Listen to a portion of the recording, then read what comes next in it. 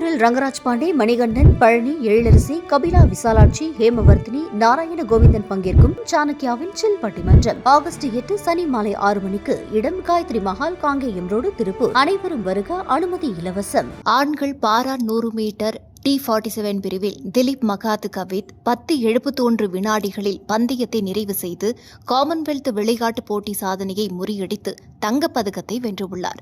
இதன் மூலம் காமன்வெல்த் தடகளத்தில் தங்கப்பதக்கம் வென்ற முதல் இந்திய ஆண் பாரா தடகள வீரர் என்ற வரலாற்று சாதனையையும் படைத்துள்ளார். அதே போட்டியில் முகமது பாசில் 10:83 வினாடிகளில் இலக்கை எட்டி வெள்ளிப் பதக்கத்தை கைப்பற்றி இந்தியாவுக்கு வரலாற்று சிறப்புமிக்க தங்கம் வெள்ளி வெற்றியை உறுதிப்படுத்தினார்.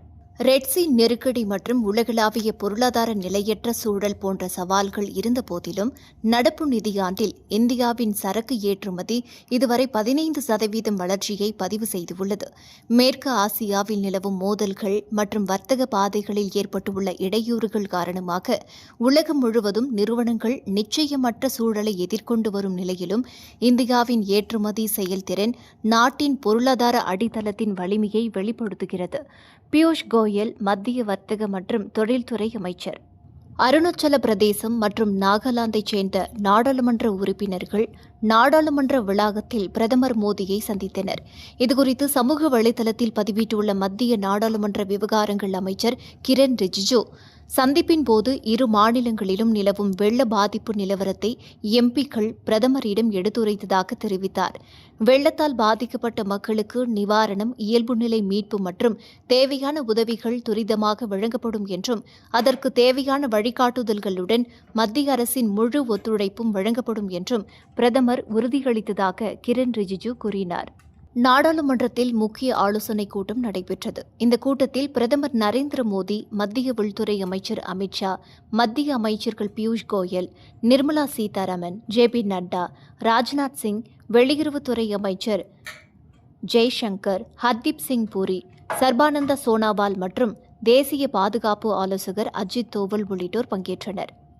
தி preventions of insult to national honour திருத்த மசோதா 2026 இன்று நிறைவேற்றப்பட்டது. இது தேசிய கௌரவத்திற்கு அவமதிப்பு தடுப்புச் சட்டம் 1971 பிரிவு 3 திருத்தம் மேற்கொள்கிறது. தற்போது தேசிய கீதமான ஜனகண மனக்கு வழங்கப்பட்டுள்ள அதே சட்ட பாதுகாப்பை தேசிய பாடலான வந்தே மாதரம்க்கும் இந்த மசோதா வழங்குகிறது. வந்தே மாதரம் பாடப்படுவதை வேண்டுமென்றே தடுக்குதல் அல்லது அது பாடப்படும் கூட்டத்தில் திட்டமிட்டு இடையூறு ஏற்படுத்துதல் ஆகியவை இந்த திருத்தத்தின் கீழ் குற்றமாக கருதப்படும். IASV திரிவேணி கப்பலில் 314 நாட்கள் உலகை சுற்றி வந்த 9 பெண் அதிகாரிகளையும் பாதுகாப்புத்துறை அமைச்சர் ராஜ்நாத் சிங் பாராட்டி கௌரவித்தார். 4 பெருங்கடல்கள் வழியாக 25,500 கடல் மைல் தூரத்தை கடந்து சாதனை படைத்த இக்குழுவினர் மும்பை வந்தடைந்தனர். இந்தியாவின் பெண் சக்திக்கும் முப்படைகளின் ஒற்றுமைக்கும் இப்பயணம் ஒரு முக்கிய மைல்கல்லாக அமைந்துள்ளது. இந்த மாதம் 1ஆம் தேதி நிலவரப்படி நாட்டில் 33.13 கோடி வீட்டு LPG நுகர்வோர் உள்ளனர். இதில் 10.58 கோடி பிரதமர் உஜ்வாலா யோஜனா இணைப்புகளும் அடங்கும். அனைத்து உள்நாட்டு LPG நுகர்வோரும் ஒழுங்குபடுத்தப்பட்ட சில்லறை விற்பனை விலையில் LPG ரீஃபில்களை பெறுகிறார்கள். அவை சந்தை நிர்ணயிக்கப்பட்ட விலைகளை விட குறைவாக உள்ளன. தற்போது ஒரு வீட்டு LPG சிலிண்டரின் விலை ரூபாய் 942 நிர்ணயிக்கப்பட்டுள்ள நிலையில் ஒவ்வொரு சிலிண்டருக்கும் ரூபாய் 500க்கும் அதிகமான மறைமுக மானியத்தை மத்திய அரசு வழங்கி வருகிறது என்று மத்திய பெட்ரோலியம் மற்றும் இயற்கை எரிவாயு துறை இணையமைச்சர் சுரேஷ் கோபி தெரிவித்துள்ளார்.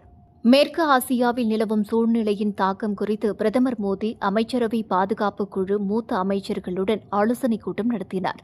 அந்த கூட்டத்தில் சப்ளை செயின் நிலைமை குறித்து ஆய்வு செய்யப்பட்டது. இந்திய சீஃபேரர் பாதுகாப்பை உறுதி செய்ய மத்திய அரசு முழுமையாக உறுதிபூண்டு உள்ளது என தெரிவிக்கப்பட்டது. உர கையிருப்பு போதுமான அளவில் உள்ளது. இந்த ஆண்டின் ரபி மற்றும் அடுத்த ஆண்டின் கரீப் சாகுபடிகளுக்கு தேவையான உரம் போதுமான அளவில் இருப்பதாக மதிப்பிடப்பட்டது. எந்த அவசர சூழ்நிலையையும் சமாளிக்க அனைத்து அமைச்சகங்களும் முழுமையாக தயாராக உள்ளன என்று கூட்டத்தில் தெரிவிக்கப்பட்டது. உள்நாட்டு இயற்கை எரிவாயு உற்பத்தி அதிகரித்துள்ளதுடன் அதன் பயன்பாடும் தொடர்ந்து உயர்ந்து வருகிறது என்று ஆய்வில் குறிப்பிடப்பட்டது.